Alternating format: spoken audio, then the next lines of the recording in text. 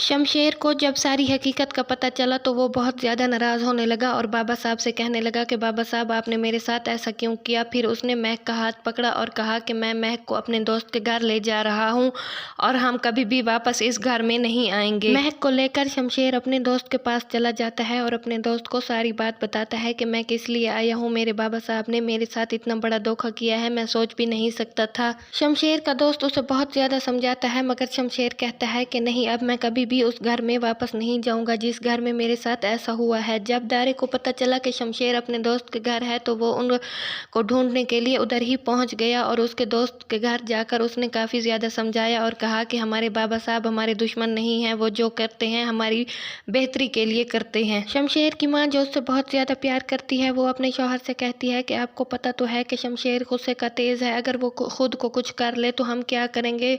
और वो बहुत ज़्यादा परेशान होती है, उसे समझाने की कोशिश करती है मगर बाबा साहब उसे कहते हैं कि उसका दिमाग ख़राब हो गया है, उसका दिमाग ठिकाने आ जाएगा तो वो खुद ही वापस आ जाएगा। बहुत ज़्यादा समझाने के बाद भी बाबा साहब ये बात नहीं समझ रहे कि शमशेर को घर वापस लाना है। इधर शमशेर अपने दोस्त की मोटर बाइक उठाता है और महक को छोड़ने उसके अम्मी अब्बू के घर जा रहा होता है क्योंकि अब उसके पास गाड़ी तो रही नहीं और वो महक का हाथ भी पकड़े हुए होता है क्योंकि महक इससे पहले कभी मोटर बाइक पर बैठी ही नहीं थी।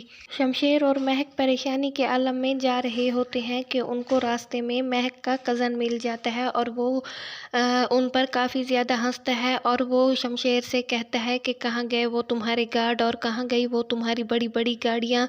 गरूर तो चंद दिन का होता है, असल ज़िंदगी तो तुम्हारी अब शुरू हो रही है। अब तुम्हारी कुर्बानियों का पता चलेगा कि तुम कब तक पैसे और गाड़ियों के बगैर रह सकते हो।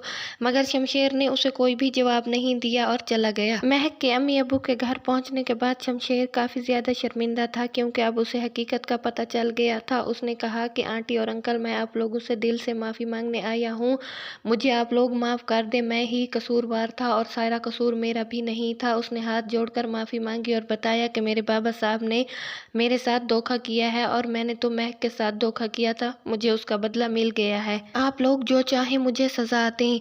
इधर बाबा साहब की बड़ी बहू बहुत ज़्यादा खुश है क्योंकि उसे पता चल गया है कि शमशेर के क्रेडिट कार्ड और गाड़ियाँ उससे वापस ले ली गई हैं। वो बहुत ज़्यादा खुश है क्योंकि वो तो यही चाहती थी कि शमशेर से सब कुछ ले लिया जाए और सब कुछ हमारा हो। शमशेर अब किसी अच्छी सी नौकरी की तलाश में है और वो बहुत ज़्यादा टेंशन में है कि पता नहीं अब मेरे साथ और महक के साथ क्या होगा। महक भी शमशेर के बदले हुए रवैये से काफ़ी मुतासिर है और वो भी सोच रही है कि पता नहीं अब क्या होगा, महक और शमशेर मिल सकेंगे या नहीं।